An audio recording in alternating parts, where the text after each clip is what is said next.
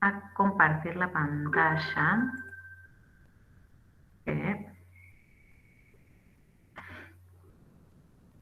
Como ustedes están experimentando, es algo bastante feo porque nunca sabes si lo que estás viendo vos lo están viendo ustedes.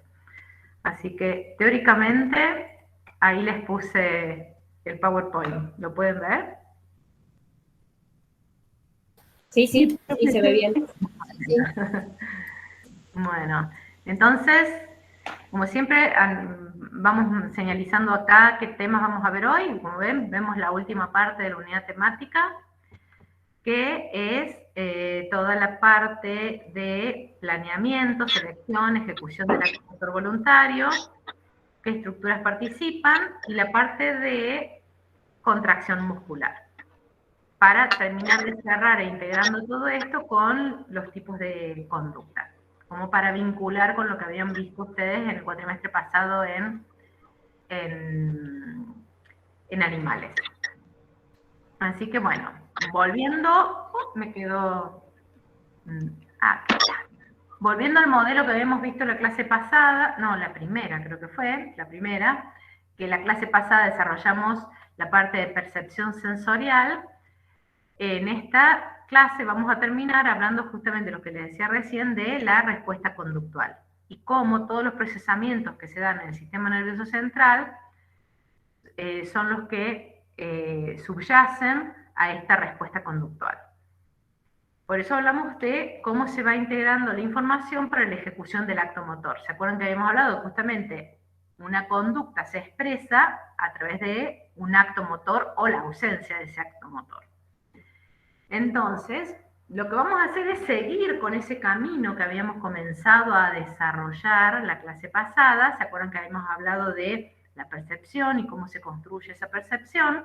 ¿Se acuerdan que habíamos hablado de esas áreas corticales donde se integra la información sensorial, como la S1, o la visual primaria, o la auditiva primaria, que después hay áreas secundarias de integración, áreas de asociación cortical, como la parietotemporo-occipital, después la límbica, y que se terminaba de construir esa idea del mundo externo. Nos falta ver qué parte del mundo interno, arriba de información para terminar de construir la integralidad, arriba al lóbulo frontal, sobre todo al área dorsolateral. Y ahí entonces comienza a desarrollarse lo que vamos a ver hoy, que sería cómo se genera ese acto motor. Entonces, de esa área donde se termina de integrar y de construir esa percepción, esa área que es dorsolateral de la corteza prefrontal, es donde arriban, como muestran estas flechas, la información sensorial, se construye esa percepción, y en ese lugar es donde, como función ejecutiva, se evalúan los posibles planes motores que van a dar respuesta o generan esa conducta orientada a una meta. Cuando hablamos de un acto voluntario, estamos hablando, pues estos son todos eventos que se dan en donde, en la corteza, o sea que estamos hablando de actos voluntarios, de acciones motoras voluntarias. Y esta información, que forma parte de la información necesaria para la selección, cuando hablamos de planes motores o programas motores, serían la secuencia de actividades para llegar a la consecución de un acto. Y esa información va a arribar a esto que se llama M2, que sería una corteza motora ya. Es una corteza motora, que es esta que está acá, que se llama corteza motora secundaria. Y esas áreas motoras secundarias, o M2, también las pueden encontrar como premotoras. Es un área de integración motora. Fíjense que habíamos hablado de S1 como donde llega cruda la información sensitiva. S2, donde se integra. Todos los distintos tipos de información sensitiva se integran en S2, después en las áreas de asociación secundaria, después lo límbico, lo cognitivo en lo frontal, y vuelve como a esa misma información a decir M2, que es un área de integración secundaria ya motora, donde justamente esos posibles planes se comienzan a seleccionar, y es donde cuando una conducta cuando un acto motor genera un resultado positivo, queda entre comillas, sería la forma más fácil de expresarlo, guardado ese programa motor, y sería lo que llamamos aprendizaje motor. Sería que, por ejemplo, una vez de que cuando uno aprendió a andar en bicicleta, después que nos caímos, que aprendimos el equilibrio, todo eso es como que va generando secuencias motoras que van quedando guardadas en esta área motora secundaria. Y también en el cerebelo, que ya vamos a ver cuál es su función. Y a eso es lo que llamamos aprendizaje de programas motores. Cuando está en M2, esa información, que sería de todos estos posibles planes que fueron aprendidos, planes motores o programas motores, puede haber una variedad, ¿sí? Y hay un circuito que es subcortical, o sea que son estructuras que están íntimamente conectadas con la corteza, pero por debajo de la corteza. Y fíjense, el modelo es un circuito, es algo que parte de la corteza, recorre estos núcleos cerebrales y vuelve a la corteza, pues se llama circuito, que se llama circuito de los ganglios basales. Y los ganglios basales serían este conjunto de estructuras, que son varias, estriado, parte del tálamo, sustancia negra, o sea que es un conjunto de núcleos, o sea, de cuerpos neuronales que actúan conjuntamente, que conforman lo que se llaman núcleos cerebrales, y que su conjunto sería como decir sistema límbico, hablamos de ganglios basales. Y entonces hay neuronas que parten de la corteza y van recorriendo estas distintas estructuras que serían programas motores, donde se seleccionan los posibles programas motores. Fíjense que acá que les está mostrando, esto que está en colores sería el área que representa la cara, el área que representa el brazo, la pierna, el brazo, o sea que sigue existiendo este ordenamiento, eso que habíamos visto de ese ordenamiento que hay en el área somatosensorial, donde se puede identificar de dónde viene un estímulo. Bueno, es en lo que es lo motor, también esos programas motores se ordenan por área, o sea que hay áreas somatomotoras, hay un mapa somatomotor en cada una de las estructuras. Y este circuito, entonces, que parte justamente de la corteza frontal, de M2, y hace todo este circuito de estriado, globo pálido, sustancia negra y tálamo, ven que vuelve la información. En cada una de estas estructuras hay sinapsis, y siempre que hay sinapsis hay procesamiento de la información. O sea, y cuando hablamos de ese procesamiento, ¿qué quiere decir? Que de gran cantidad de información, en este caso de gran cantidad de posibles programas motores, se seleccionan algunos. Y entre comillas, aplicando lo que siempre decimos, cuando hay una selección, tiene que aplicarse un criterio de selección. Y entonces ustedes dirían, ¿cuál estructura de todas estas es la que aplica ese criterio de selección? Fíjense, cuando nos ubicamos anatómicamente, acá tenemos lo que hablamos recién, este conjunto de estructuras, ven que está el tálamo, el globo pálido, están en íntima relación con ¿qué? Con las estructuras que están por encima, que cuáles son, las del sistema límbico. O sea que las estructuras emocionales están en íntima vinculación con las estructuras que filtran esos posibles programas motores, que ayudan a elegir el programa motor para planificar la conducta. Y justamente esos ganglios basales integran toda esa información que proviene de la corteza con los posibles programas motores, del sistema límbico a través de un núcleo que se llama núcleo accumbens, que lleva la información del sistema límbico e integra todo, y esa información, eso cuando hablamos de integración, ¿qué quiere decir? Que hay vías neuronales que convergen en esos núcleos, y eso es lo que permite, neurofisiológicamente hablando, la selección, cómo se va a secuenciar y cómo se va a facilitar que se inicie ese movimiento, que es el movimiento adecuado al objetivo. Entonces, cuando hablamos de las funciones de estos circuitos, es que facilita el inicio del movimiento deseado, pero estos programas motores, que serían como conjuntos de neuronas que se activan, hay como ruidos. O sea que uno puede iniciar un movimiento deseado, pero también puede facilitar que se inicien movimientos no deseados. Otra de las funciones de estos ganglios basales es controlar que el pasaje de un movimiento a otro de ese programa motor sea el adecuado, eliminar los movimientos no deseados, proporcionar, esto cuando hablamos de proporcionar la intensidad del movimiento, ¿qué quiere decir? Ejemplo, que la intensidad de la contracción muscular para sostener algo, por ejemplo, el programa motor es sostener un huevo crudo.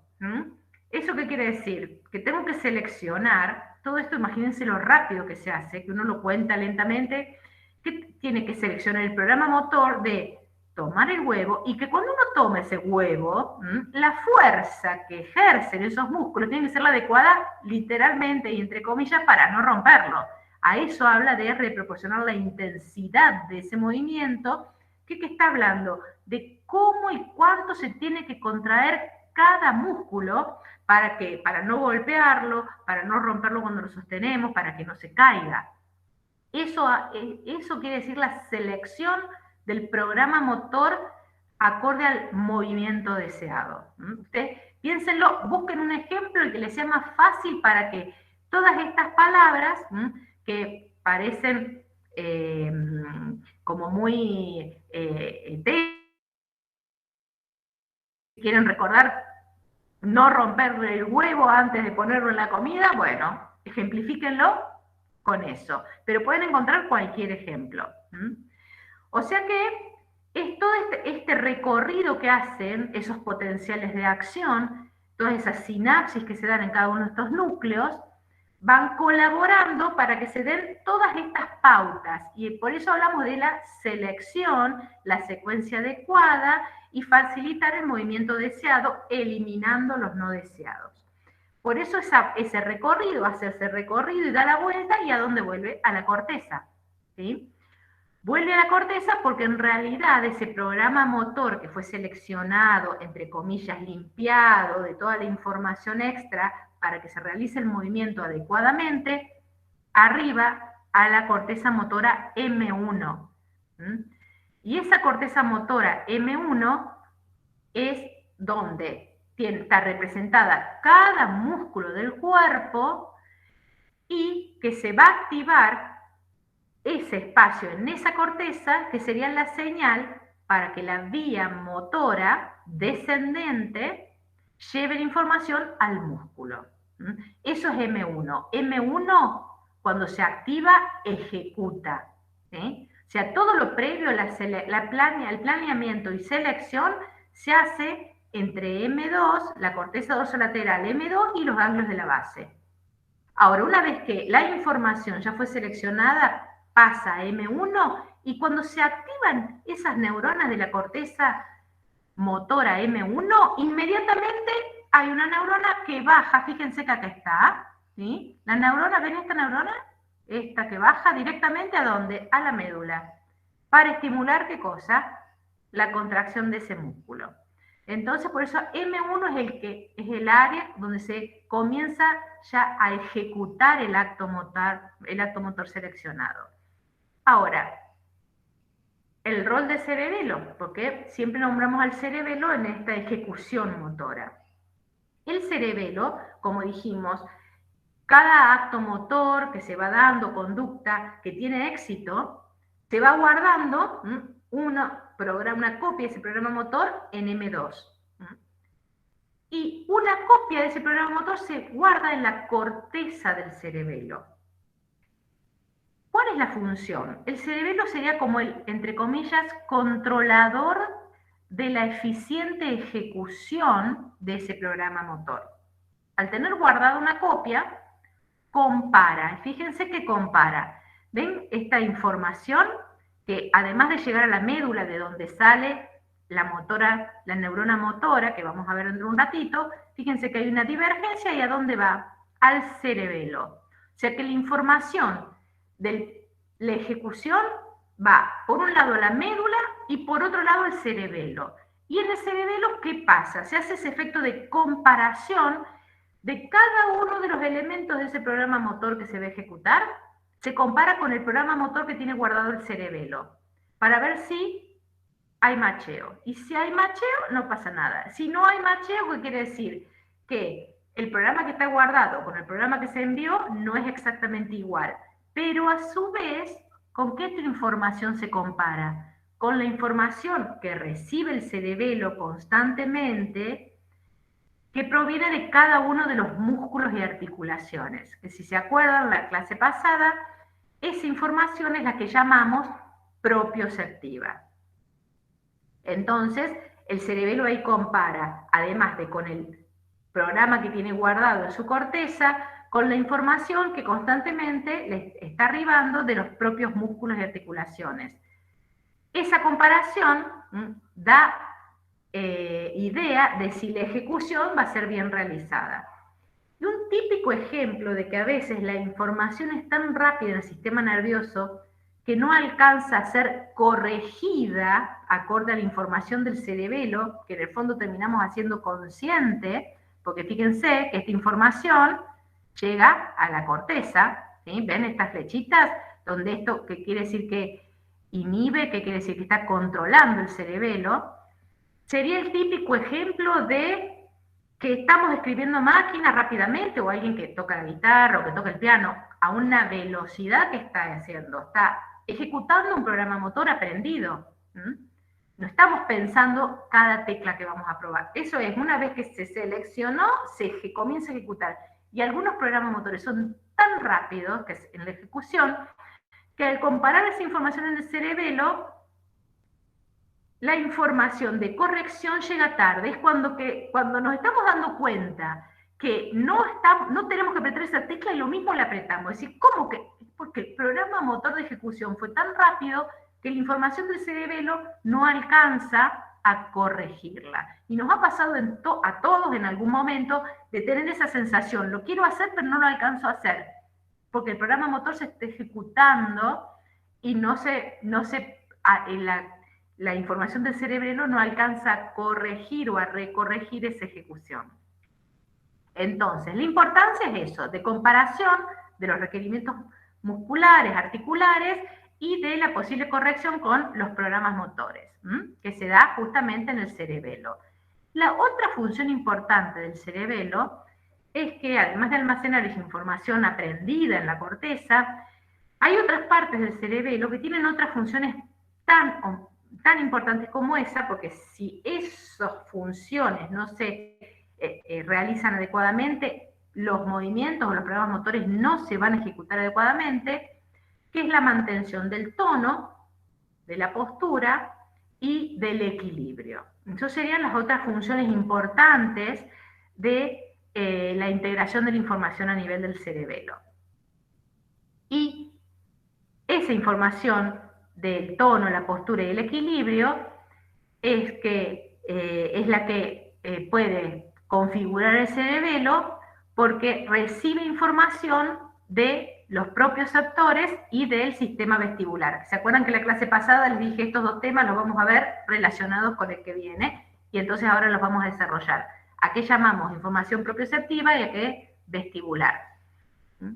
Entonces, cuando hablamos del cerebelo, fíjense que hay distintas formas, ustedes lo van a encontrar distinto en los libros de cómo se llama cada parte del cerebelo, depende si se le da un tinte anatómico, que te va a nombrar núcleo pontino, núcleo,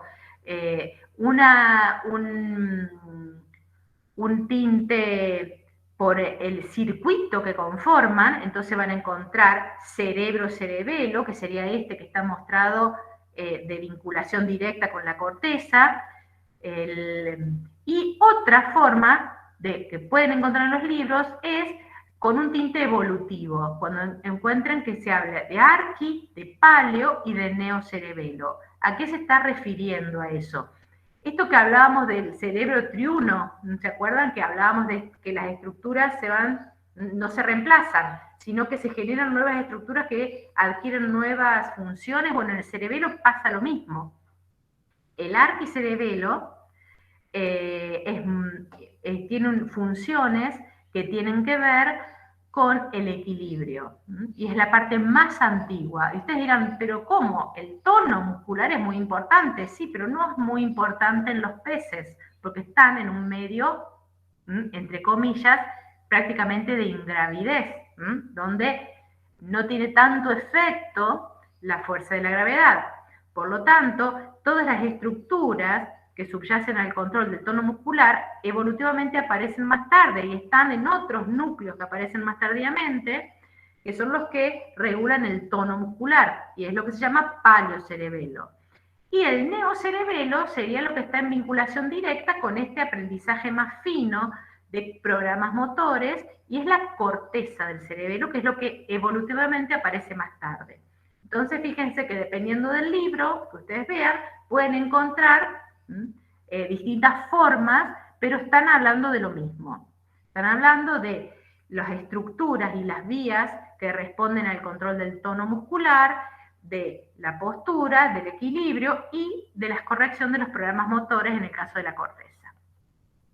Entonces, toda la información que tiene que ver con el control del equilibrio está relacionada con un conjunto de receptores, que es lo que conocemos como sistema vestibular. Y si ustedes recuerdan, hemos visto estructuras parecidas, obviamente, y hemos visto algunas estructuras en lo que son los vertebrados, y es más, hemos visto estructuras parecidas que hay en algunos nidarios.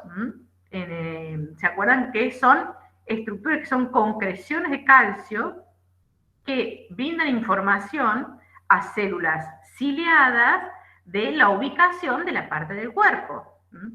Y en este caso, ¿dónde se ubican? Se ubican en el oído interno, y tenemos entonces un conjunto de esas concreciones que se llaman notolitos. Fíjense que tenemos células que tienen cilios, y dependiendo entonces del movimiento de esta matriz gelatinosa, ¿sí?, que a su vez está impactada por el peso, entre comillas, de estos otolitos, va a ser la señal que se traduzca en estos receptores y liberen el neurotransmisor para que la información sea llevada por las vías sensitivas a los núcleos vestibulares en relación con el cerebelo. Entonces, acá tenemos, fíjense que estas estructuras son muy parecidas a estas otras, pero en este caso, ven, tenemos nuevamente esas células ciliadas donde hay un sinocilio y otros, y el más importante es el sinocilio, y que tenemos inmersos también en esta otra estructura que se llama ampolla, donde tenemos también matriz gelatinosa. Entonces, dependiendo para qué lado se mueva la cabeza, estas estructuras que rodean a los sinocilios se van a mover en contra del movimiento porque mantienen cierta inercia. Entonces, esos órganos, que los van a encontrar como órganos otolíticos, van a ser sensibles a los cambios de posición en la cabeza y a la aceleración lineal. Nos dan idea entonces de hacia dónde va el cuerpo, y si se mueve en favor o en contra de la gravedad. Y en el caso de la ámpula o estas crestas ampulares, son principalmente sensibles a la rotación de la cabeza. O sea que la conjunción de toda esa información nos da idea de la ubicación en el espacio. Y eso es lo que conocemos como función del sistema vestibular, y que es sumamente importante para generar la postura adecuada, para realizar el movimiento adecuado. ¿Cómo entonces se decodifica esa señal? ¿Se acuerdan que dijimos que toda señal termina siendo decodificada y se traduce a potenciales de acción? Dijimos el ejemplo de los otolitos. Dijimos sinocilio, acá que tenemos las fibras nerviosas que se van a integrar en un núcleo que llegan al cerebelo. Y fíjense que acá que nos representa, por ejemplo, una persona en reposo, que obviamente este sinocilio va a estar enviando información a esta neurona y tiene una frecuencia de descarga que está señalando esta posición de la cabeza y que no se está moviendo. Ahora, en este caso, por ejemplo, comenzamos a caminar, fíjense qué pasa. Que tenemos esta flecha, nos está marcando hacia dónde estamos caminando, ¿sí? Y, o sea, la cabeza se está moviendo hacia adelante. Y fíjense que por la inercia que otorgan la presencia de estos otolitos a esta sustancia gelatinosa, fíjense hacia dónde van el sinocilio, hacia el lado contrario. Ven que el sinocilio queda inclinado hacia el lado contrario del lugar hacia donde se va. Esa información que hace que el sinocilio, al separarse del resto, están anclados por fibrillas muy finitas a canales de sodio. Entonces, cuando el sinocilio se aleja del resto de los cilios, se abren esos canales de sodio, se generan más potenciales de acción, y esto es lo que lee el sistema nervioso central como la dirección y la velocidad de hacia dónde va esa cabeza. La inclinación exactamente es el mismo. Si va hacia un lado, codifica menos potenciales de acción. Si se mueve hacia el otro, más potenciales de acción. Nuevamente, eso que vimos como codificación neural es el idioma justamente de cómo se maneja el sistema nervioso. ¿Ven? Que fíjense, justamente en este caso, cuando la cabeza baja, esas concreciones de calcio, la fuerza de gravedad caen, los cilios se mueven hacia el mismo lado y fíjense qué pasa, disminuyen los potenciales de acción. ¿Por qué? Porque los canales que normalmente están abiertos por la posición normal se cierran. Por lo tanto, disminuye la frecuencia de potenciales de acción y eso es lo que se lee como que movimos la cabeza hacia abajo. O sea que es todo un juego entre las concreciones de calcio, el sinocilio y la fuerza de gravedad o la fuerza de aceleración debido a la inercia. Profe, ¿eso tiene que ver con el motivo de por qué nos mareamos cuando damos vuelta? Porque la información nos llega adecuadamente o no aprendemos a decodificarla adecuadamente, porque cuando uno ve un bailarín o un patinador, evidentemente, cuando hay algunos elementos que tienen que ver con el equilibrio, porque este es uno de los elementos del equilibrio. Hay otras dos patas del equilibrio que vamos a ver, que son en las que se basan las personas que no se marean cuando dan vuelta, que por ejemplo la visión. Entonces, pero sí, esto es parte, si esto no funciona bien, una de las tres patas del equilibrio no funciona bien y nos mareamos. Y por ejemplo, nos mareamos más fácilmente cuando damos vuelta. Claro, y por eso dice que hay que mantener un punto fijo mirando mientras que giramos. Exactamente, porque estamos atendiendo a la otra pata, que es la visión. Justamente a eso va porque toda esta información que se integra en los núcleos vestibulares, llega al cerebelo, va a desencadenar respuestas reflejas, como ustedes ya saben la palabra refleja, que quiere decir que son inconscientes, que son reflejos posturales. Entonces hay una cantidad de reflejos posturales que, dependiendo de la información que se integra, de la ubicación de la cabeza, de la ubicación de las distintas partes del cuerpo, se desencadenan. ¿Por qué? Porque ayudan a mantener la postura frente a distintas posiciones del entorno. Uno de ellos, por ejemplo, es lo que se llama vestíbulo espinal, ¿sí? Por lo tanto, ¿qué quiere decir? Que hay automática, pues, si no existieran, pensemos así, si no, estos reflejos no se desencadenan adecuadamente, nos caemos. Gracias a la existencia de estos reflejos, de que la información vestibular, ¿sí?, desencadena estas actividades reflejas, es que podemos compensar el movimiento de la cabeza con el movimiento del cuello, con el movimiento del tronco, y evitar caernos ante cada movimiento del cuerpo. Eso es lo que conocemos como reflejos posturales, ¿sí? Por eso hablamos de cuando son espinales, cuando justamente se compensa a través de todos los nervios espinales el tronco con el movimiento de la cabeza. Cervicales, cuando se compensa el movimiento del cuello y de las extremidades con el movimiento de la cabeza.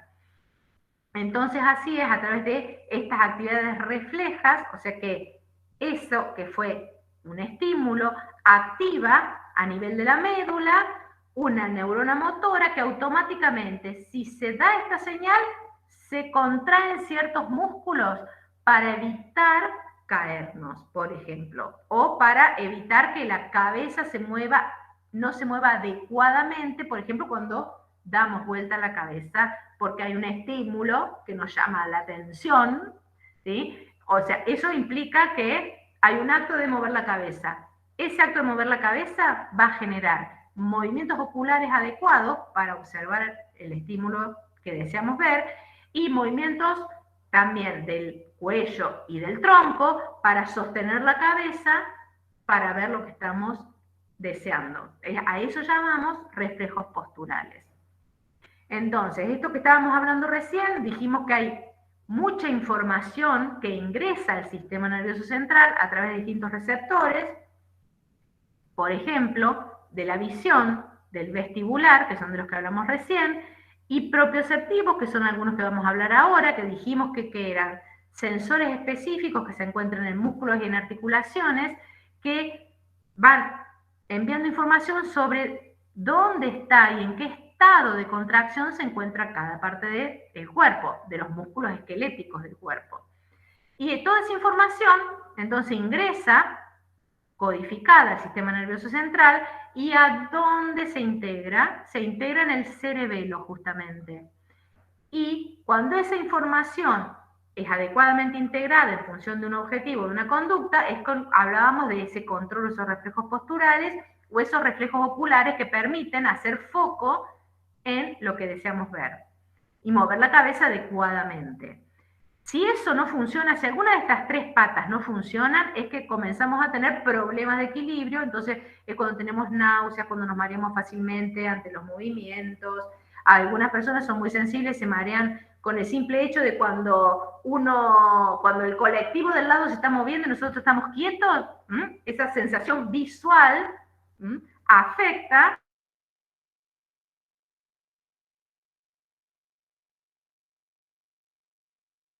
a nivel del cerebelo, y son las tres patas que permiten mantener el equilibrio adecuadamente y generar los reflejos posturales adecuados a cada movimiento. Entonces, dijimos que la otra pata que nos quedaba es la que se llama propiocepción, que es el sentido de la posición, el sentido del movimiento, pero de cada parte del cuerpo, de los músculos esqueléticos.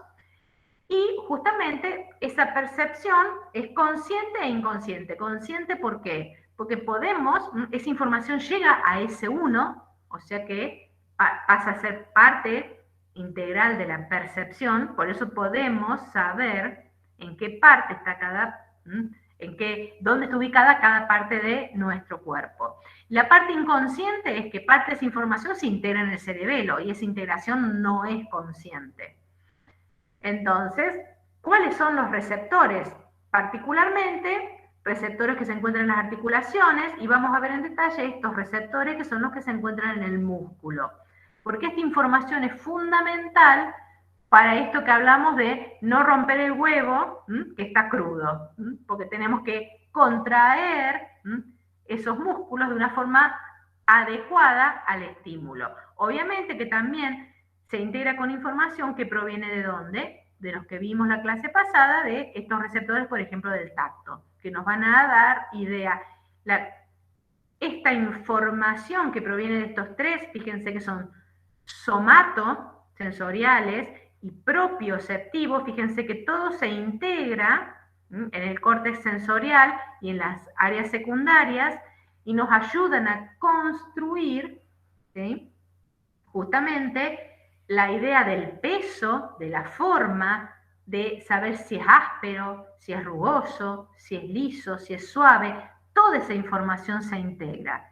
¿En dónde? En la corteza sensorial primaria, pasa a la secundaria, después si tiene color, olor, si hace ruido, se integra con la información que vino del resto de los sentidos especiales, y a dónde llega, como dijimos, a la corteza frontal, ¿sí?, que puede ser algo que nos dé asco, por ejemplo, cuando se integra por la parte límbica, que da el tinte emocional y de la memoria, y la acción, que puede ser apretarlo y tirarlo a la basura, o sostenerlo adecuadamente para que no se rompa. O sea que fíjense a toda esta integración de información es lo que hablamos de integración sensorio-motora en función de una conducta que seleccionamos voluntariamente. Pero por debajo aparecen constantemente reflejos que son totalmente inconscientes, que se integran a nivel de la médula, que son los que mantienen la postura,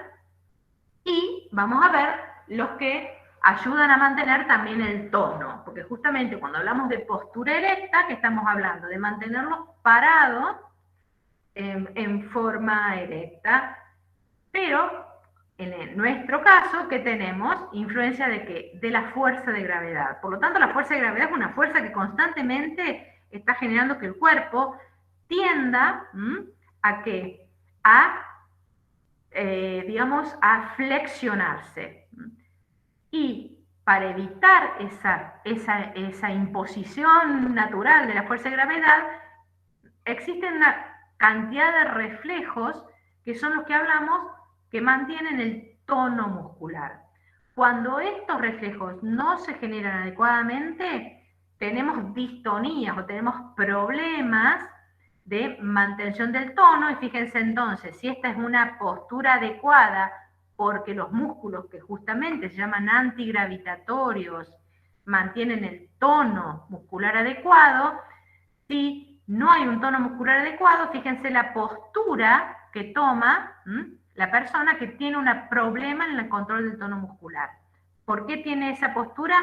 Porque justamente el efecto de la gravedad, al no tener tono para contrarrestar el efecto gravitatorio en esos músculos que se llaman antigravitatorios, la postura no es la adecuada. En ese caso, justamente la gravedad es la que ayuda a generar la respuesta refleja para mantener el tono. Por eso hablamos de que si no hay un tono adecuado, no hay una postura adecuada. Y si no hay una postura adecuada, no hay una ejecución adecuada del movimiento. Entonces, cuando hablamos de ese tono muscular, que se define como sería el estado, entre comillas, de semicontracción del músculo, comparándolo con lo antagónico que sería la flacidez del músculo, porque en un músculo que no tiene tono no puede ejecutar un movimiento. Pero para ejecutar un movimiento adecuadamente, el tono tiene que facilitar que cada articulación se mueva. Entonces, la información que proviene de los mismos músculos y de los mismos tendones es la que se integra a nivel del cerebelo para dar información sobre el tono muscular. ¿Cuáles son esos receptores? El huso neuromuscular y el órgano tendinoso del Golgi, que tienen información que justamente se dice complementaria, porque el huso informa cuán estirados están los músculos, ¿sí? Y el órgano tendinoso de Golgi informa de cuánta tensión, cuánta fuerza muscular se está desarrollando. Y la información entre los dos se integra en el cerebelo y da idea de la ubicación y de lo que está haciendo cada parte del cuerpo en cada momento. Y estos propioceptores, entonces, son muy importantes para poder, dijimos, mantener el tono, los husos neuromusculares, y para realizar el movimiento adecuado, los órganos tendinosos de Golgi. Fíjense entonces cómo sería la traducción de esa información.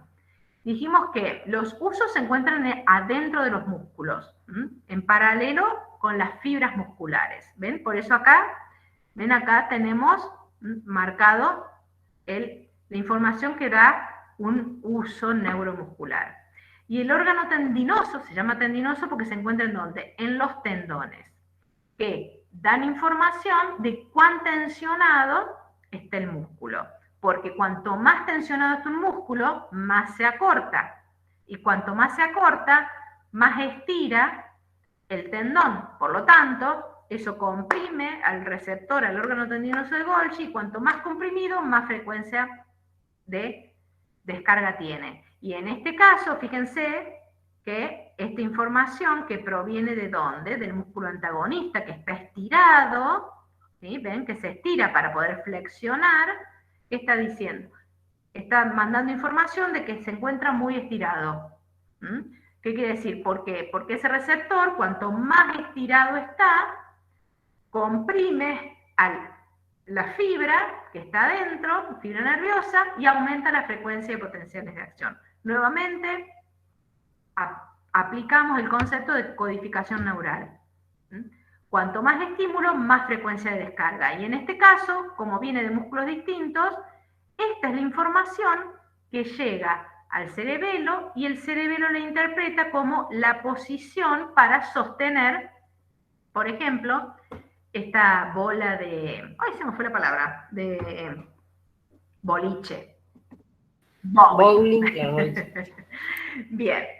Ahora, esta información, fíjense que en ese momento estamos sosteniendo una bola de boliche, ¿sí? O sea que están constantemente estos receptores brindando información al cerebelo y diciendo en qué posición se encuentra cada músculo y cada articulación. Ahora, esa información también se utiliza para generar reflejos. Y es esto acá lo que está mostrando. El mismo receptor llega la información a la médula, informa al sistema nervioso central, la ubicación, al cerebelo para integrar la ubicación. Ahora, también una colateral de esa fibra se conecta directamente con una motoneurona y entonces se obtiene la capacidad de generar una respuesta refleja. ¿Por qué refleja? Porque la información todavía no llegó a la corteza. Es más rápida, es automática. Y en ese caso hablamos de reflejos medulares, porque son los reflejos que se integran a nivel medular. O sea que van a depender de la intensidad del estímulo. Cuanto más estímulos tienen, mayor es la amplitud de la respuesta. Y obviamente que esa integración refleja puede recibir control superior. Todos estos arcos reflejos pueden recibir información de estructuras superiores que aumenten o disminuyan la expresión de ese reflejo. ¿Cuáles son esos reflejos los más importantes? Que esto sí les sirve, que es importante para ustedes la clase que viene, que tienen una parte de la guía, si ya vieron, que tiene que ver con reflejos. Uno de los reflejos más sencillos de interpretar es lo que se conoce como reflejo miotático. Fíjense que dice monosináptico, o sea que tiene una sola sinapsis. ¿Qué quiere decir? Que la información que viene por la vía aferente, la sensitiva, directamente contacta con la motoneurona. O sea que no hay mucha integración. Si se da la información, se genera el reflejo. También lo pueden encontrar con el nombre de estiramiento o extensión. Pero obviamente que si hay movimiento de ese músculo, hay lo que se conoce un reflejo de inervación recíproca. Porque, a ver, quiero volver para atrás para que vean a qué hablamos de inervación recíproca. Dijimos que si sucede esta contracción, que esto genera este movimiento de flexión, para que se pueda dar este movimiento adecuadamente, este se contrae y este músculo, ¿cómo está? Relajado, ¿sí? Por lo tanto, esto se llama inervación recíproca. La información que llega a este para estimularlo, también envía información a este músculo para inhibirlo. A eso se llama inervación recíproca. Si esto no se da adecuadamente, no podríamos sostener o flexionar para mantener esta bola de boliche en forma adecuada. Entonces, justamente dijimos reflejos miotáticos. ¿Qué otra forma, qué otro nombre? Encima nos complican porque en cada libro a veces aparece con nombres distintos, por eso intento dárselos a todos los nombres. Cuando hablamos de reflejo patelar, reflejo rotuliano, estamos hablando de una expresión clínica, o sea, de una forma de generación externa de este reflejo, que se utiliza para valorar estas vías nerviosas. Funcionalmente, ¿cómo se llama? Reflejo miotático y de inervación recíproca. Entonces, ¿qué tenemos? Que tenemos la información que viene del propio músculo, de esos usos neuromusculares, ¿sí? Que va por la vía aferente, llega a la médula y ahí hace contacto una sinapsis ¿con qué? Con la motoneurona. Entonces, cuando se estira este músculo, se contrae, o sea, el estiramiento en este caso que se da por afuera, que es porque se estira el tendón y eso hace que se estire el músculo. La respuesta de este típico reflejo que muestran siempre en todas las películas cuando hay un médico que está con el martillito, en realidad la respuesta ¿cuál es? Que esta pierna se mueve. ¿Por qué? Porque el cuádriceps se contrae. Eso sería hablar de este reflejo monosináptico, porque acá sucedió una sola sinapsis, pero resulta que cuando este cuádriceps se contrae, ¿qué dijimos que pasa? El antagonista se relaja, y eso es lo que se llama inervación recíproca, ¿sí? Por eso es lo que quiero que puedan identificarlo bien en la literatura. Una cosa es el monosináptico, que es el que está reflejado acá, pero si ustedes tienen que explicar cómo se mueve esa pierna, cómo es que se mueve, porque a su vez sale otra neurona que inhibe, sale una colateral que va a una interneurona e inhibe ¿a quién? Al antagonista. Por eso se llama de inervación recíproca, y esos de inervación recíproca siempre son inhibitorios, inhiben al antagonista y así se puede ejecutar el movimiento. Algo parecido pasa con el órgano tendinoso de Golgi, y en este caso, cuando se estimula, que dijimos que se estimula por el aumento de la tensión muscular, desarrolla lo que se conoce reflejo miotático inverso, donde si aumenta la tensión, se relaja el agonista, o sea, el músculo que está soportando esa tensión. Y ese reflejo es bisináptico. Acá está modelizado. Fíjense que estamos hablando del agonista, del que se contrae. Cuando uno sostiene algo que tiene mucho peso, esta tensión muscular contrae mucho, o sea, sostener implica una gran tensión muscular que acorta mucho el músculo. Este acortamiento es sensado por estos receptores que están en el tendón. ¿Por qué? Porque ese tendón se estira, y se estira tanto que se estimula. Esa información, vía aferente, se integra en la médula, pero fíjense que hace sinapsis no con la motoneurona que va al músculo, sino con una interneurona que es inhibitoria. Por lo tanto, en el momento que se estimula ese órgano tendinoso de Golgi, se activa este reflejo y se inhibe la motoneurona alfa y automáticamente se relaja. Por eso hablamos que el estímulo es la tensión y la respuesta es la relajación. Por lo tanto, esto ya no se puede sostener y se cae. Muchas veces se ve como ejemplo cuando en los levantadores de pesa. Este es el típico ejemplo de levantadores de pesa que no pueden sostener, o sea, se genera este arco reflejo y se cae la pesa.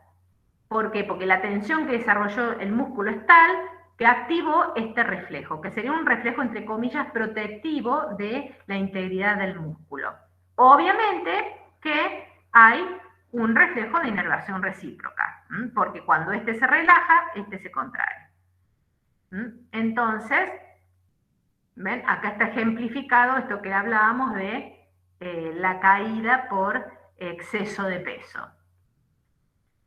Y el último tipo de reflejo, como para dividirlo en tres grandes grupos, que dijimos monosináptico, donde está el reflejo miotáctico, cuyo estímulo es el estiramiento de ese uso neuromuscular que está dentro del músculo, y la respuesta ¿cuál es? La contracción.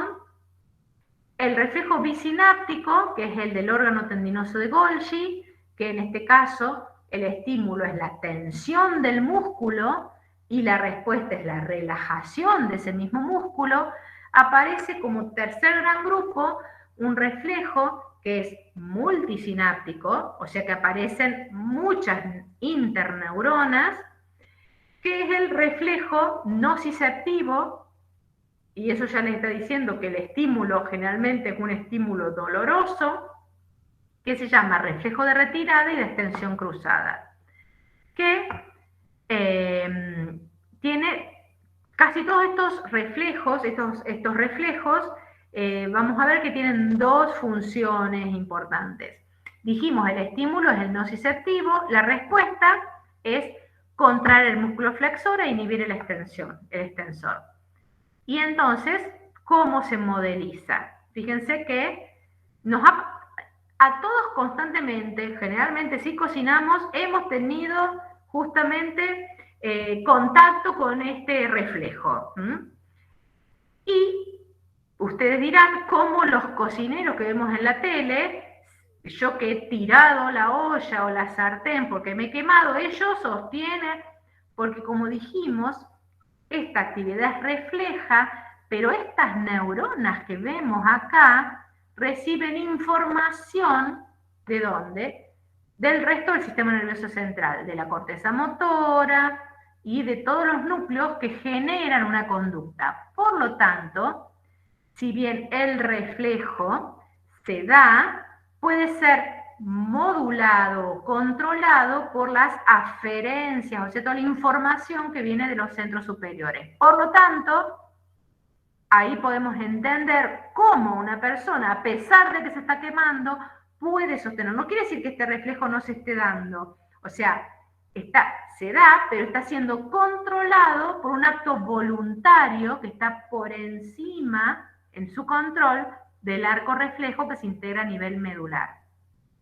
En este caso, este arco reflejo, dijimos que los nociceptores que están en la piel envían la información y hay muchas neuronas. Fíjense que acá está esta vía que está marcada como blanca, son muchas neuronas, ¿sí? No es un modelo adecuado a veces, porque a veces hay una neurona, no, son muchas, y son varias que generan que termine siendo entonces estimulada, ¿sí? Acá tenemos el flexor y el extensor, entonces para sostener tenía que estar contraído y inhibido, pero en realidad al tirarlo, al caerse, se inhibe y se contrae. Entonces ahí tenemos la respuesta de retirada. Se llama retirada, ¿de dónde? Retirada o alejamiento del estímulo nocivo. Ese reflejo flexor, entonces dijimos, tiene muchas interneuronas y si ese estímulo es muy fuerte, se genera lo que se llama reflejo extensor cruzado. ¿Qué quiere decir? Que en una hemimédula, o sea, la mitad del cuerpo que está en relación con el estímulo nocivo, se flexiona y se retira, ¿sí? Y en el otro se da la información contraria. Y justamente esto es visualmente fácil de ver en el típico ejemplo de cuando pisamos algo, pisamos un vidrio, pisamos algo cortante o pisamos algo quemante, se activa este reflejo. Ven, acá está mejor modelizado, tiene varias interneuronas modelizadas acá, donde que tenemos modelizadas sí o sí para la pierna donde se genera el reflejo de retirada. Fíjense qué pasa, se inhibe el cuádriceps, se estimula el antagonista y entonces se flexiona, ¿sí? Se retira del lugar. Ahora, ¿qué pasa si esa información nos llega a la otra pierna? Nos caemos, ¿sí? Porque justamente si íbamos caminando es la pierna de apoyo. Y entonces ahí es donde se genera esta otra respuesta refleja, que es la extensora, porque se llama extensora cruzada, porque es lo que permite que la otra pierna pase a ser la pierna de soporte a través de la extensión. Por eso ahí hablamos de reflejo flexor y reflejo de extensión cruzada. Y fíjense que siempre que tenemos la información ascendente, que esta es la información, por ejemplo, que nos va a dar, va a llegar a la somatosensorial, porque esta es una neurona sensorial, esta es una vía sensorial ascendente, donde va a llegar a la S1, se va a integrar con el resto, todo este recorrido que hicimos de la percepción, y fíjense que entonces del mismo estímulo se van generando dos respuestas, perdón, no dos respuestas, sino dos vías de información, una netamente sensorial, que nos ayuda a identificar la intensidad del dolor, la ubicación, de dónde proviene ese dolor, cuando se integra con el sistema límbico, si ya habíamos pisado lo mismo, y a su vez una respuesta refleja que se integra a nivel medular, que es el reflejo de retirada. Entonces, todo eso se da conjuntamente. Por lo tanto, fíjense que estuvimos hablando de una serie de procesos que se dan a nivel de cortical, donde se integran para la selección de programas motores con los ganglios basales, se integran con el cerebelo para la posible corrección e integración con la información propioceptiva y vestibular, y tenemos a su vez un conjunto de núcleos, ¿sí?, que estarían en el tallo cerebral, que son los que van a terminar regulando el tono, la postura, y llegan a lo que conocemos como neurona inferior, neurona motora, que es la que inerva realmente el músculo. Fíjense entonces que es donde está el cuerpo de esa neurona, está en la médula espinal, que cuando hablamos de reflejos, sabemos que si decimos actividad refleja, sabemos que está integrado a nivel de la médula espinal. Entonces, toda esta información refleja, fíjense que estuvimos hablando de toda información refleja, dijimos que a su vez puede ser influenciada por decisiones voluntarias de toda esta planificación motora o estas decisiones de conducta que estuvimos explicando antes. Eso se genera por la estimulación de M1 cuando le llegue el programa motor. Por eso hablábamos de que si acá comparamos S1, que es la representación corporal de dónde proviene la información sensorial, en M1 tenemos la representación corporal de cada uno de los músculos del cuerpo. Y eso se llama homúnculo motor, ¿sí? Y obviamente que de allí parten cada una de las vías motoras que se llaman piramidales, que son prácticamente directas, de la corteza al área de la médula, donde está representada esa parte del cuerpo, y de ahí directamente por la motoneurona alfa al músculo. O sea que hay como una vía directa, como una autopista directa por eso hablamos que cuando se estimula esa zona de M1, automáticamente se contrae el músculo que está vinculado a esa zona de M1. Y entonces, acá es lo que está representado. De M1 va a la zona somatotópica de la médula, y de allí la motoneurona alfa directamente genera la ejecución del acto motor. Y entonces llegamos a la última parte de esto, que es la vinculación de esta neurona motora que está en la médula espinal y el propio músculo, que es el efector, músculo esquelético. Entonces, tenemos que hay una vinculación directa con esto que se llama motoneurona alfa. Esta motoneurona alfa hace sinapsis con cada una de las fibras musculares que componen el músculo y libera acetilcolina como neurotransmisor para estimular a la fibra nerviosa, a la fibra muscular, perdón. Y de ahí surge el concepto de ¿qué? De unidad motora, de la vinculación, fíjense, de cada una de estas motoneuronas alfa pueden inervar acá en este caso 2 fibras motoras, esta motoneurona alfa inerva otras fibras distintas y todas componen parte del mismo músculo. Ahora, solo se van a contraer estas 2 fibras cuando la motoneurona alfa vinculadas a ellas se estimule. Por eso hablamos de unidad motora, porque cuando se estimula una motoneurona alfa, se contraen las fibras musculares vinculadas a ella. Por eso hablamos de que es una unidad estructural y funcional.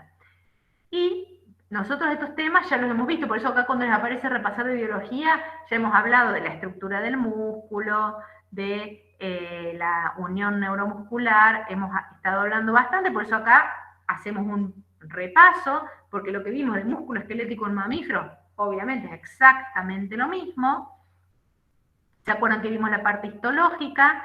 Que vimos que la fuerza de contracción se determina por qué, por el deslizamiento de estas miofibrillas unas sobre otras, por eso hablamos de acortamiento.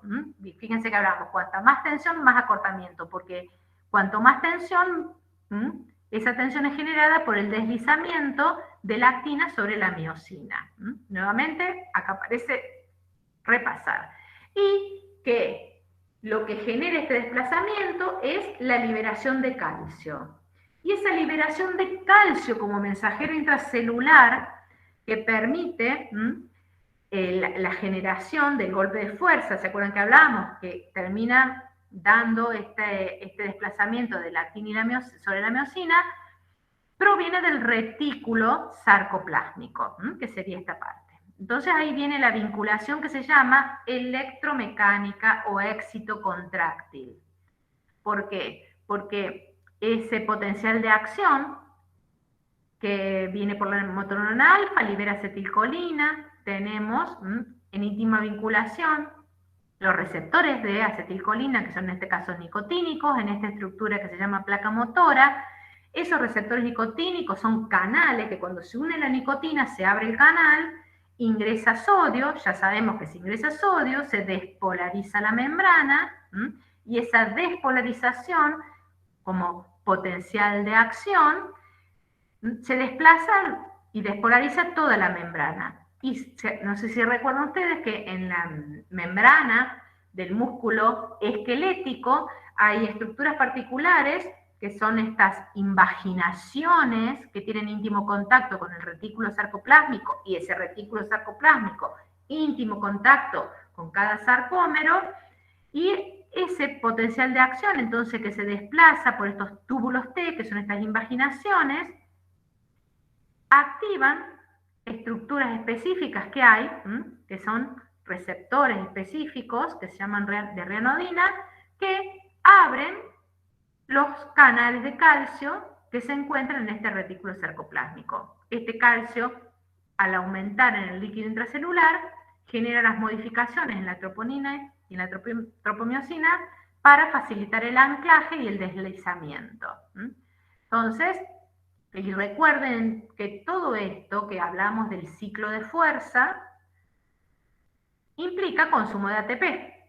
¿Se acuerdan? En el caso del consumo de ATP, ¿para qué? Para restablecer la ubicación de la cabeza de miosina en su posición original, y eso facilita el próximo ciclo de fuerza. Entonces, todo esto, recuerden repasarlo entonces de animales, que lo estuvimos viendo, y también recuerden vincular este tipo de fibras con la función que tienen y lo que representa cada estructura que contienen estas fibras y el tipo de metabolismo. Por eso se acuerdan que hablábamos de dos tipos de fibras básicamente, en los extremos, porque en el medio hay bastantes tipos de fibras, que ambos tipos de fibras están contenidos en los músculos, lo que pasa que dependiendo el tipo de músculo y la función de que cumplen, o tienen más fibras rojas o tienen más fibras blancas. Cuando hablamos de fibras rojas, son las que están, en este caso este músculo, tiene más cantidad de fibras rojas. Cuando hablamos de fibras rojas lentas, en oposición a fibras blancas rápidas. Entonces ahí tenemos que volver a repasar los conceptos básicos de estos dos extremos, de tipos de fibras musculares esqueléticas, que tienen que ver mucho con la función. Cuando hablamos de fibras rojas, tenemos que tratar de vincular con qué. Con que tienen mucha mioglobina, eso nos habla de que tienen gran aporte de oxígeno, lo cual nos está refiriendo a un tipo de metabolismo aeróbico.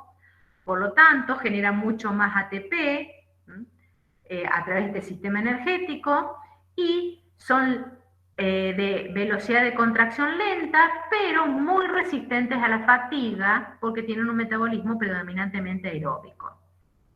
En contraposición con las blancas, que son más grandes, tienen gran acumulación de glucógeno. ¿Por qué? Porque su metabolismo es principalmente aeróbico, por lo tanto, para la misma cantidad, digamos, de aporte de glucosa, generan mucho menos ATP.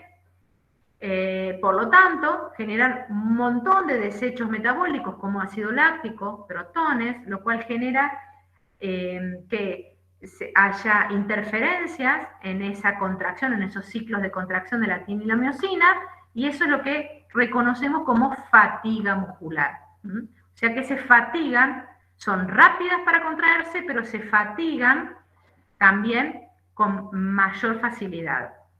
Y ahí tenemos entonces el músculo rojo, que llamamos rojo, y el músculo blanco, porque es como se observan en realidad en las tinciones, dependiendo del tipo de tinción.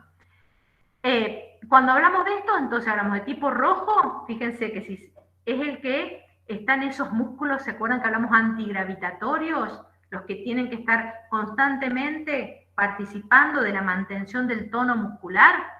Son músculos que tienen gran cantidad de fibras rojas y se llaman justamente músculos resistentes a la fatiga. Y por el otro extremo tenemos músculos que participan de actividades explosivas, como por ejemplo lo que sería correr, ¿sí?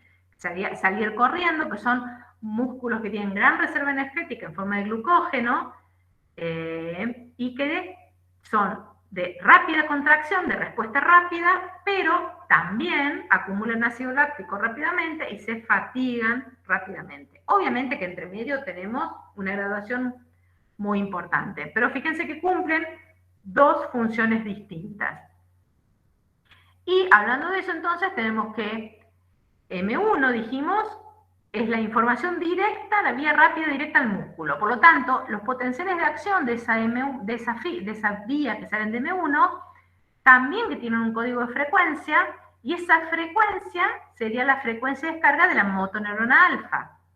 Por lo tanto, la frecuencia de descarga de esa motoneurona alfa otorga información de ¿qué?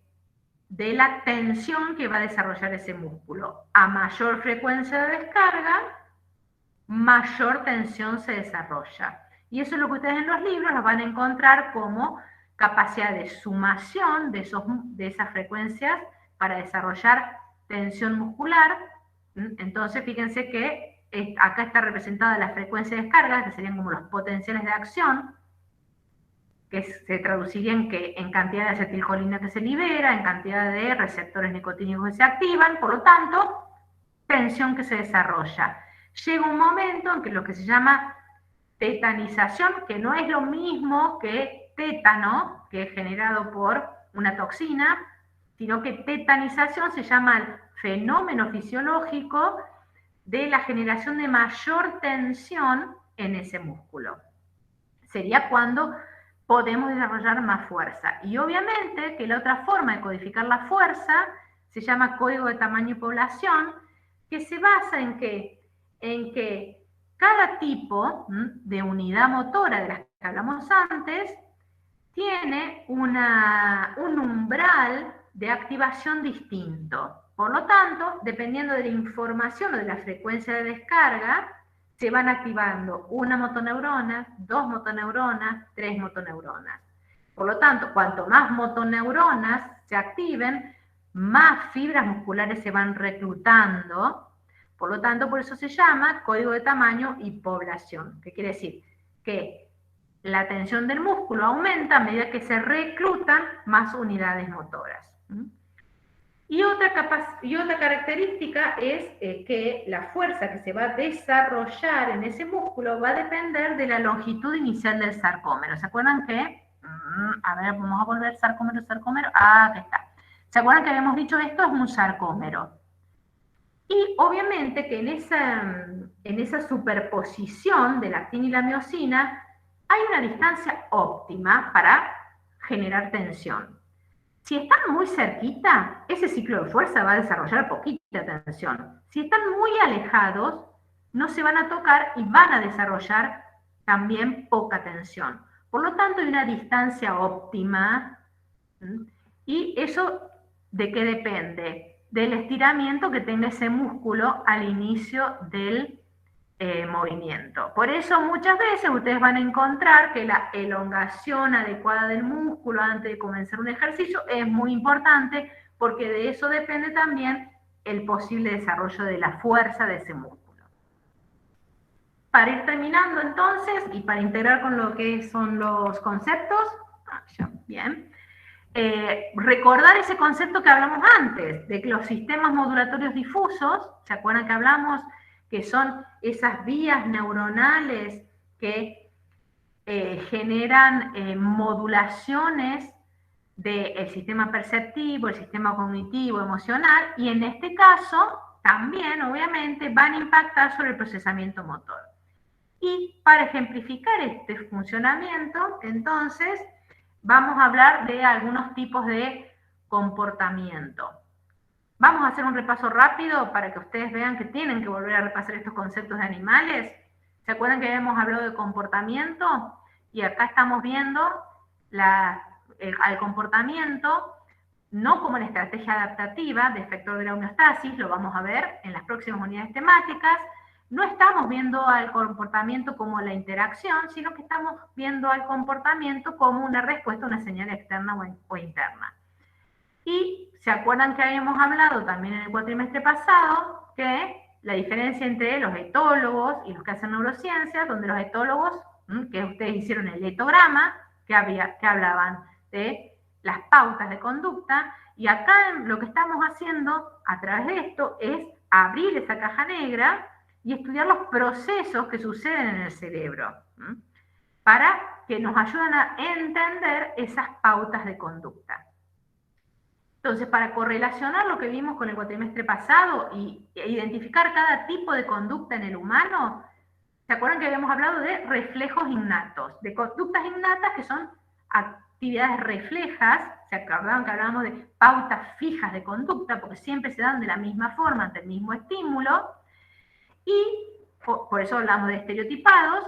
Y en el hombre también los encontramos. El típico ejemplo es el que vimos recién, de reflejo de retirada de un estímulo nociceptivo, ¿sí? O que por eso nuevamente vamos a las sinonimias. El reflejo de retirada, que también se llama reflejo flexor, que también se llama reflejo multisináptico, que es una conducta innata, ¿sí? Todo eso está concatenado. Otro tipo de conductas innatas que vimos eran los automatismos. ¿Se acuerdan que también eran patrones fijos de conducta, pero que ya no era un acto reflejo solamente, sino que era una secuencia programada de actividades? ¿Se acuerdan que damos el ejemplo de construcción de nidos del hornero? Que era un automatismo, o sea que ahí tiene muchas actividades conductuales secuenciadas. Y que tienen entonces patrones generadores internos. Y en el caso del hombre, algunas de ellas son la masticación, la deglución, la misma locomoción, ¿sí? Tiene una pauta de conducta. No hablamos de hacia dónde caminamos, sino que es la marcha. La locomoción es un automatismo, ¿sí? Entonces, fíjense que todos que implican a nivel medular que hay interacción inhibitorias y excitatorias de esos distintos arcos reflejos, porque hay una secuencia de arcos reflejos que se activan. Y el más representativo, visualmente más representativo, es la marcha, donde el inicio de la marcha está dado por el M1, por el acto de decisión de la conducta hacia un objetivo. Ahora, el acto de cada paso se genera automáticamente por lo que se llama un generador propio que está a nivel de médula, y que en el fondo lo que está haciendo es ir activando secuencialmente el reflejo de retirada y el reflejo de estiramiento del contrario. Cuando el otro pisa, genera el de retirada, y así secuencialmente. O sea que el reflejo flexor es la base de la marcha. ¿Se entiende la relación se da como reflejo cuando nos retiramos de algo que nos quema, ¿sí? Y se da como base de la marcha cuando se aplica y se integra al circuito neuronal autogenerado debido a que llegó la información de la corteza de iniciar la marcha o la locomoción hacia algún lugar. También algunos libros lo pueden encontrar como automatismo involuntario, como reflejos vulvares, sobre todo el reflejo vulvar, aquellos de la masticación, la deglución, esos que son parte, que pueden ser voluntarios e involuntarios. ¿Por qué? Porque es una actividad refleja, pero que puede ser controlada voluntariamente. Esos son los reflejos vulvares. Y llegamos al otro conjunto de conductas que vimos, que son las que llamamos conductas adquiridas o tipos de aprendizaje, donde esos patrones de conductas son modificados por nuevos estímulos. Y se acuerdan que hablábamos de que no es que se generen vías neuronales distintas, las vías neuronales son las que están, se pueden modificar con el aprendizaje, con podas sinápticas, pero no es que se están generando constantemente nuevas neuronas. Entonces, justamente hablamos de que se utilizan varias de estas vías preexistentes, pero se vinculan a un nuevo estímulo. Y ¿se acuerdan que habíamos visto en animales la impronta, muy importante en aves? Que de ahí había sacado el premio Nobel Konrad Lorenz con los gansos. Ese aprendizaje preprogramado, esa ventana de tiempo muy temprana, que en el hombre también se da, y es lo que fundamenta fisiológicamente la teoría del apego. Y es justamente la importancia que se le da a los momentos inmediatamente posteriores al parto del contacto con la madre, porque es justamente en ese momento donde es esa ventana que en el hombre es muy chiquitita, en todos los animales es muy chiquitita la impronta, pero que se da, en el caso de los gansos era por vía visual, en el caso de los mamíferos es principalmente por vía olfativa. Esta sería básicamente justamente la vía donde se activa esa impronta, que da el reconocimiento parental. ¿Se acuerdan que avanzábamos un poquito y aparecían algunas ya estructuras un poco más complejas vinculadas a reflejos, vinculados a estímulos, que hablábamos de la habituación y de la sensibilización? La habituación era cuando se dejaban de tener respuestas ante un estímulo que se da siempre. La sensibilización es cuando se da una respuesta exacerbada, ¿sí? O sería lo opuesto a la habituación, y que siempre dábamos el ejemplo de la respuesta que uno tiene frente a un estímulo que sabe que va a ser así, pero que no puede evitar dar conductualmente esa respuesta, y que eso tiene que ver con que en el humano, porque fíjense que acá aparece la corteza prefrontal, la vinculación directa con la parte emocional, que es el manejo de esa información con el sistema límbico. Esto sería la base de cómo y el por qué a veces nos habituamos y a veces no a ciertos estímulos. Y llegamos a la parte de la conducta adquirida vinculada al aprendizaje asociativo con el condicionamiento, que ¿se acuerdan que habíamos visto Pavlov, todas las implicancias de los estudios de Pavlov, donde esa conexión se establece de forma variable, que quiere decir flexible, y variable, que puede estar vinculada a esa modificación a distintos tipos de estímulos que no son el original. Pero otra cosa importante es que si esto no se practica, esa vinculación con el estímulo nuevo se pierde, ¿sí? ¿Se acuerdan el típico ejemplo de la campana con el reflejo de salivación? Si se dejaba de generar esa vinculación y durante mucho tiempo no se hacía oír la campana, en el momento que se volvía a hacer oír, ya no existía la misma respuesta. Eso quiere decir que se va perdiendo la vinculación. Y Skinner, ¿se acuerdan que a partir de esos estudios de Pavlov y de esa vinculación y ese condicionamiento, encontró estrategias para hacer el condicionamiento operante? Primero estaba, uy, se me fue el nombre, Tordinke primero, ¿se acuerdan? Con la teoría del ensayo y error, donde en el humano principalmente el reconocimiento de consecuencias favorables de un acto, ¿sí?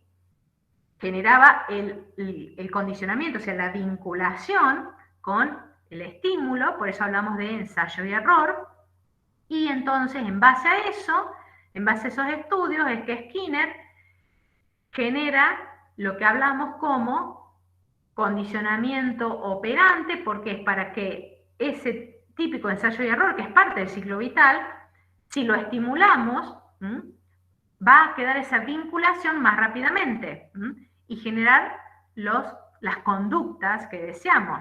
La típica, te felicito, muy bien, eso sería el reforzador, ¿sí? Reforzador, que pueden ser reforzadores positivos, esto que le decimos a los niños, muy bien, te felicito, bien felicitado, es un reforzador positivo, no nos damos cuenta, lo estamos haciendo constantemente, el condicionamiento operante. O otra cosa puede ser el retiro de algo desagradable, ¿sí? Como condicionamiento. Y el otro tipo de condicionamiento es el negativo, el que va por el castigo. La próxima vez que hagas eso, no te dejo comer las galletitas que te gustan. ¿Eso qué es? Estás condicionando y generando que desaparezca una conducta que se considera no deseable. Y entonces el castigo es el que está operando en la desaparición de esa conducta. Por eso hablamos de reforzadores positivos y negativos y de condicionamientos por castigo positivos y negativos. Castigo positivo, entre comillas, lo que hacían al principio del siglo pasado, que te pegaban, ¿sí? El maestrito con la varita te pegaba, eso es un castigo positivo, ¿sí? Y el negativo es retirar el estímulo agradable. No vas a comer torta hasta que dejes de decir malas palabras. Lo hacemos todos. Entonces, esos serían justamente elementos de ese tipo de aprendizaje asociativo. Perdón. ¿Cuáles son los fundamentos fisiológicos? Esto que ustedes hoy estuvieron hablando mucho de lo que son las vías que hacen que vinculan la emotividad con todas las vías que hacen al reforzamiento de conductas a través de ¿qué?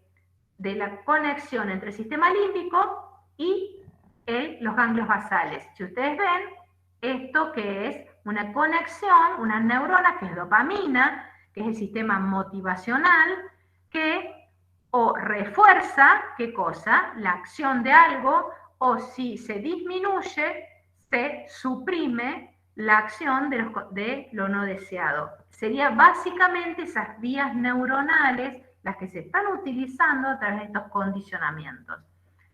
Y por último, los que llamamos no asociativos, que se acuerdan que habíamos visto ya en muchos monos, aparecía el aprendizaje social, donde se acuerdan que les enseñaban los más ancianos a cortar la varita para sacar las hormigas, se acuerdan aprendizaje por imitación, por eso se llama aprendizaje social, que es la explicación de muchas conductas que se observan en el humano, y el aprendizaje cognitivo, que es el que apelamos a través de estrategias de enseñanza, y que se acuerdan que ya habíamos hablado que había muchos simios que expresaban este aprendizaje cognitivo, que era la capacidad de poder resolver problemas sin haber tenido ningún acercamiento previo, o sea, no había ensayo y error, y con lo que tenían en su campo visual. ¿Se acuerdan del ejemplo que hablábamos de los chimpancés subiendo los cajones para obtener las bananas? Y ahí se dieron cuenta que tenían la capacidad, los observadores, de un aprendizaje cognitivo, que utiliza experiencias pasadas, utiliza obviamente la emocionalidad, todo lo que está guardado digamos, en sus estructuras límbicas y de la corteza, para afrontar nuevas situaciones. Obviamente que en este aprendizaje cognitivo lo que hablamos de funciones ejecutivas son fundamentales. Bien, y justamente es lo que tratamos de apelar a través de cada una de las conductas que nosotros estamos incentivando. Y todo esto, dijimos, está impregnado regulado, ¿por qué? Por estos sistemas modulatorios difusos. Dijimos dopamina, que controla motivación, aprendizaje, serotonina también, noradrenalina principalmente, los niveles de atención, o sea que todas estas vías neuronales serían la base neuroquímica que subyace a todos estos procesos que hemos estado explicando. Bien, entonces, creo que me queda una, perdón, salí antes, qué tonta. Bien, el ejemplo de eso es que acá fíjense, estas estructuras, no es para que se aprendan los nombres, pero estas estructuras que están mencionadas acá son parte de ese sistema dopaminérgico, que fíjense que están integrando parte de estos circuitos que van de la corteza a los ganglios de la base y que nos ayudan a seleccionar la conducta adecuada. Por eso esto que estábamos hablando, y que ustedes muchos estuvieron hablando hoy de las adicciones, ¿sí? Tiene mucho que ver con esto, porque ese sistema dopaminérgico es parte del sistema motivacional y que termina reforzando conductas que se expresan e inhibiendo conductas para que no se expresen. Y los circuitos de selección de esos programas motores están íntimamente vinculados lo cognitivo, porque dijimos de dónde parte, de lo dorsolateral, que es corteza prefrontal, el netamente motor y el límbico que está por debajo y que tiene un montón de vías aferentes que se integran en las estructuras motoras y hacen a la selección del programa motor. O sea que justamente ahí ven que parecen, se enseñan separadas, pero están todas vinculadas. Y comprender una conducta, la ejecución de una conducta a través de un comportamiento, implica que todo esto está funcionando conjuntamente. Entonces, cuando hablamos de esos movimientos voluntarios o tendientes a un objetivo, estamos hablando de procesos emocionales, procesos cognitivos, procesos sensoriales y procesos motores. Para que entonces tengan todo en cuenta que todo está interrelacionado. Bien, entonces sí, ahora sí hemos terminado. Vamos a dejar de presentar. Bien.